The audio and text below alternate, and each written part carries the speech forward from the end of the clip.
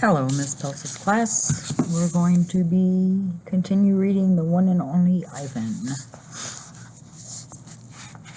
I pulled out no-tag stuffing. Carefully, I filled her with my paintings, hiding them so Mac won't sell them. She's large, bigger than Bob, but I still have to crumple a few of them up.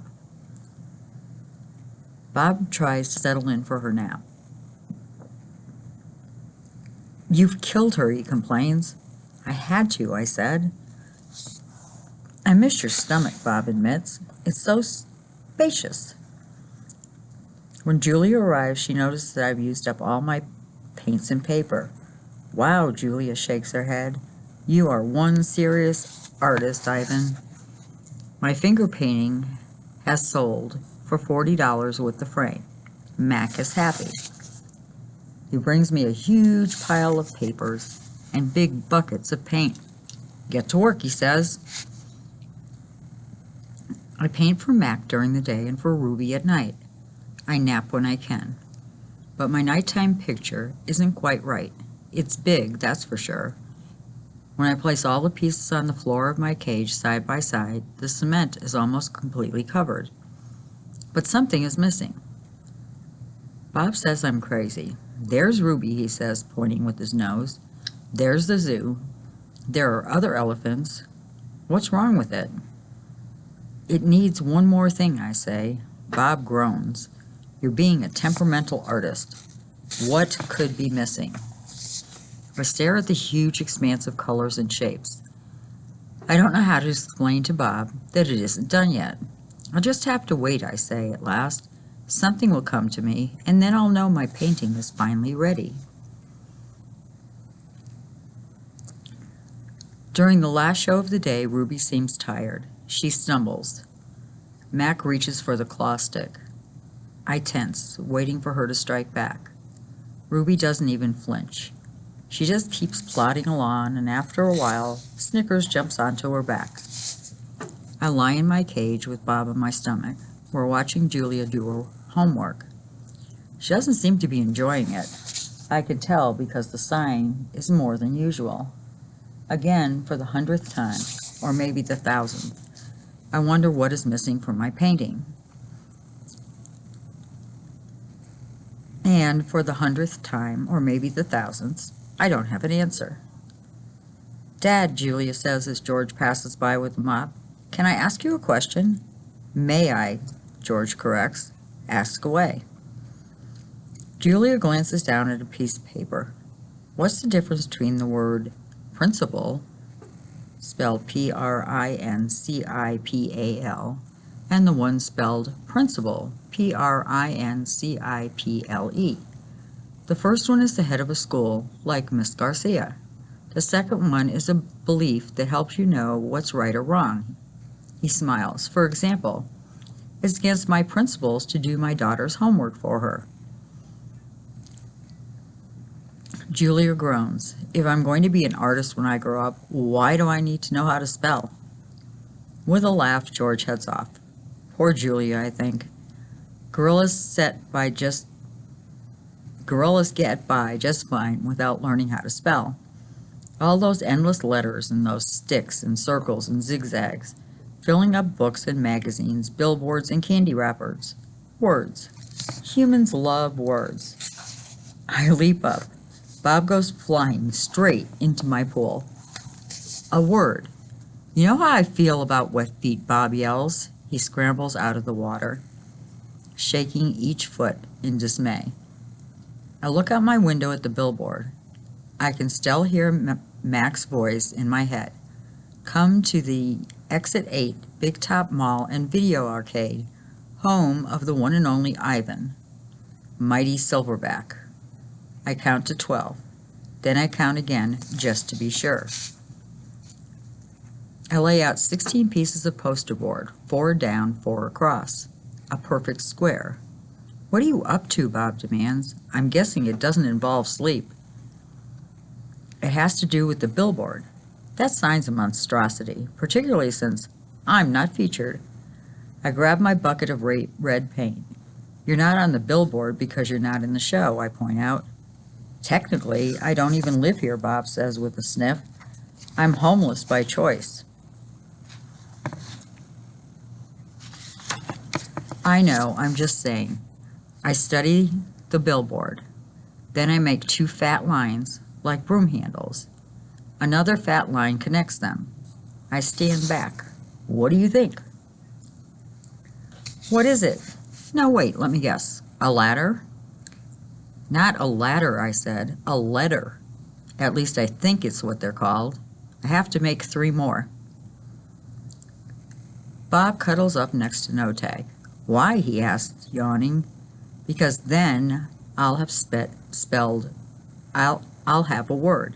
A very important word. I dip my finger into the paint. What word? Bob asks. Home. Bob closes his eyes. That's not so important, he says quietly.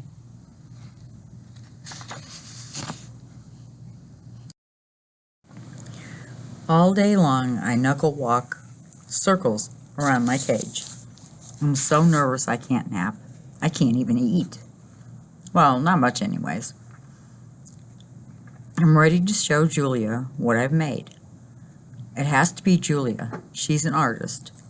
Surely she'll truly look at my paintings. She won't notice the smudges and tears. She won't care if the pieces don't quite fit together. She'll see past all that. Surely Julia will see what I've imagined. I watch Ruby trudge sullenly through the 4 o'clock show, and I wonder, what will happen if I fail? What if I can't make Julia understand? But of course I know the answer. Nothing. Nothing will happen. Ruby will remain the main attraction at the Exit 8 Big Top Mall and Video Arcade, conveniently located off I-95, with shows at 2, 4, and 7, 365 days a year, year after year after year.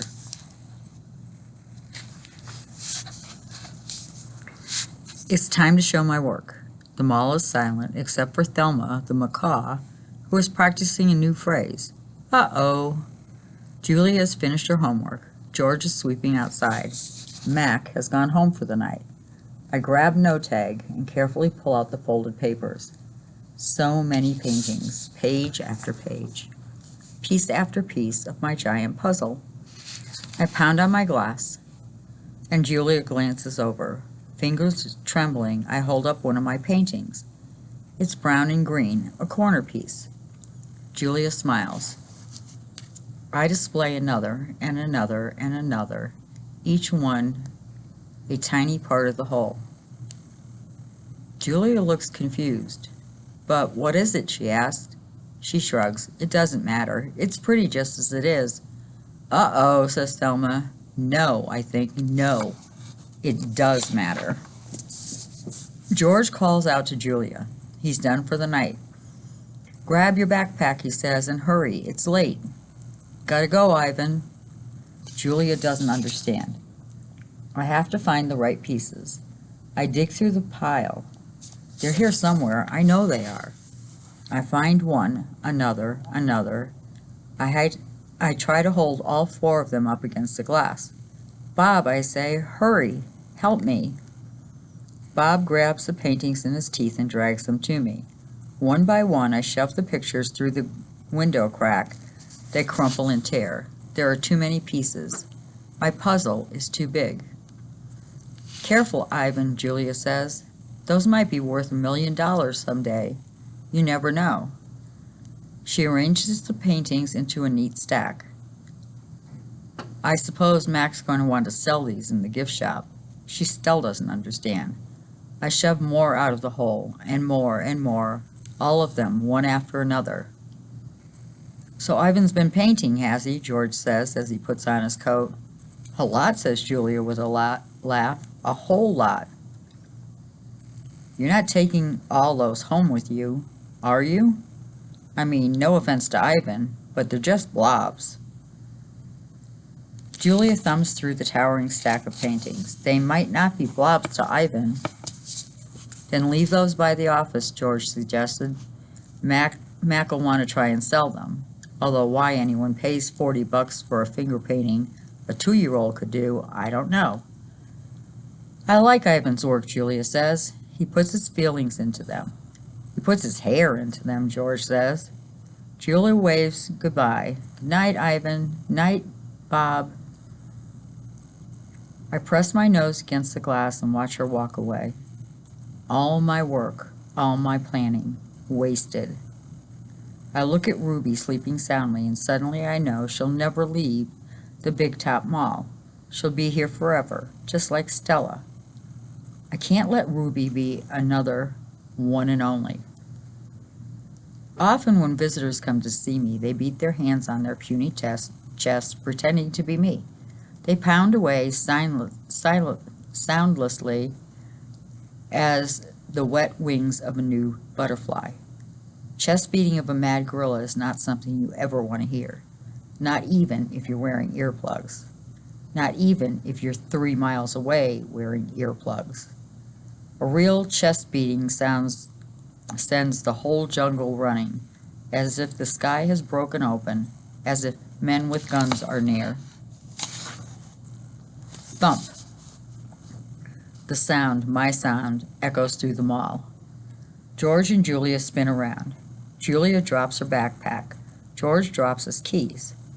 The pile of pictures go flying. Thump, thump, thump. I bounce off the walls. I screech and bellow. I beat and beat and beat my chest. Bob hides under no tag, his paws over his ears. I'm angry at last. I have someone to protect. After a long while, I grow silent. I sit. It's hard work being angry. Julia looks at me with wide, disbelieving eyes. I'm panting. I'm a little out of shape. What the heck was that? George demands. Something's really wrong, Julia says. I've never seen Ivan act that way. He seems to be calming down. Thank goodness, George says. Julia shakes her head. He's still upset, Dad. Look at his eyes. My pictures are scattered all over the floor, like huge autumn leaves. What a mess. George says, sighing. Wish I hadn't bothered sweeping today. Do you think Ivan's okay? Julia asked. Probably just a temper tantrum, George says. He reaches under a stair to retrieve a brown and red picture. Can't say I blame the guy stuck in that tiny cage all these years. Julia starts to answer, but then she freezes. She cocks her head. She stares at her feet where my pictures lay in disarray. Dad, she whispers, come see this. I'm sure he's another Rembrandt, George says. Let's pick these up and go home, Jules. I'm exhausted. Dad, she says, seriously, look at this. I see blobs, many, many blobs, along with the occasional swirl. Please, can we go home now? That's an H, Dad. Julia kneels down and straightens one picture after another. That's an H. And here, she grabs more pictures.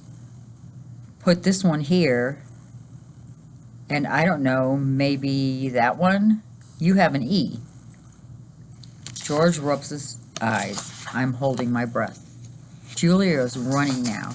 Picking up one picture, sets down another. It's like a puzzle, Dad. There is something. It's a word, maybe words. A picture of something, a giant picture. Jules, George says, this is crazy. But he looks at the floor too, wandering from picture to picture, and scratches his head. H, Julia says, E-O. Ho? Julia chews her lower lip. H-E-O, and that looks like an I. H-E-O-I, George writes in the air with his finger. I-E-O-H, not the letter, an actual I, and that's a foot, or maybe a trunk. And a trunk. Dad, I think it's a trunk. Ivan, what did you make? I stare back. I cross my arms. This is taking much longer than I thought it would. Humans. Sometimes they make chimps look smart. Julie and George take the pictures to the ring, where there's room to see all of them. An hour passes as I try and assemble my puzzle. Ruby's awake now, and she and Bob and I watch. "Ivan," Ruby says, "is that a picture of me?" "Yes," I say proudly. "Where am I supposed to be?" "That's a zoo, Ruby. See the walls and the grass and the people looking at you?" Ruby squints. "Who are all those other elephants?" "You haven't met them," I said. "Yet." "It's a very nice zoo," Ruby says with an approving nod. Bob nudges me with his cold nose. "It is indeed." In the ring, Julia pumps her fist in the air. "Yes," she cries. "I told you, Dad. There it is. Home, home." George gazes at the letters. He spins around to look at me. "Maybe it's just a coincidence, Jewel. You know, a once-in-a-trillion kind of thing, like that old saying about the chimp and the typewriter. Give him long enough and he'll write a novel." I made a grumbling noise, as if a chimp could write a letter, let alone a book. "Then how do you explain the rest of it?" Julia demands. "The picture of Ruby in the zoo." "How do you know it's a zoo?" George asked. "See the circles on the gate? There's a red giraffe in it." "Are you sure that's a giraffe?" I was thinking more along the lines of a deformed cat. "It's the logo for the zoo, Dad. It's on all their signs. Explain that."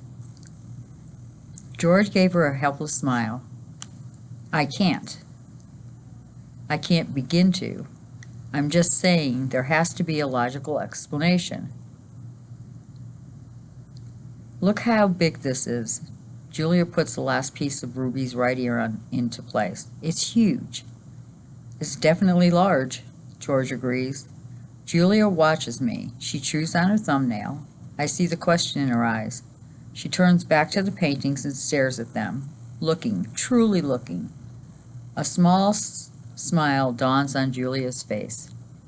"Dad," she says, "I have an idea." "A big idea." Julia races around the edges of my painting, her arms spread wide. "Billboard big." "I'm not following you." "I think this is meant to be on the billboard. That's what Ivan wants." "What Ivan wants," he repeats slowly. "And you know this because you two have been chatting?" "Because I'm an artist and he's an artist." Says George.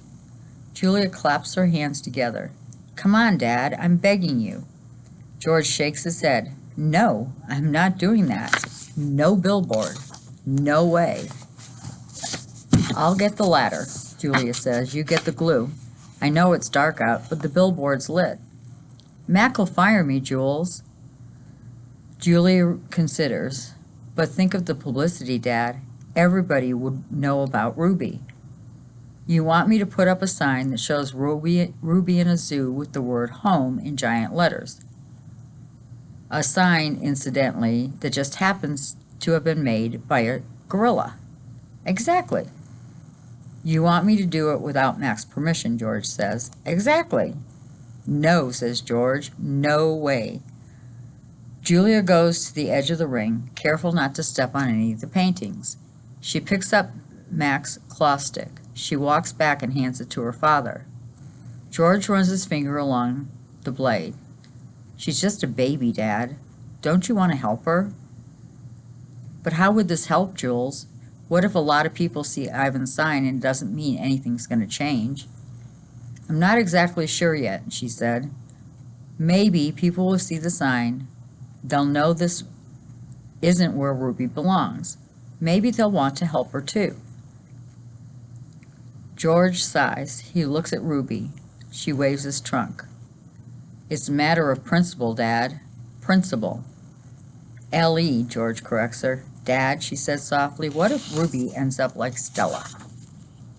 George looks at me, at Ruby, at Julia. He drops the claw stick. The ladder is in the storage locker. The next morning, I watch as Mac's car slams to a halt in the parking lot. He leaps out, staring at the billboard. His jaw is open. He doesn't move for a long time. A mad gorilla is loud, but a mad human can be loud too. especially when he's throwing chairs and overturning tables and breaking the cotton candy machine. Okay, we'll start back up here tomorrow.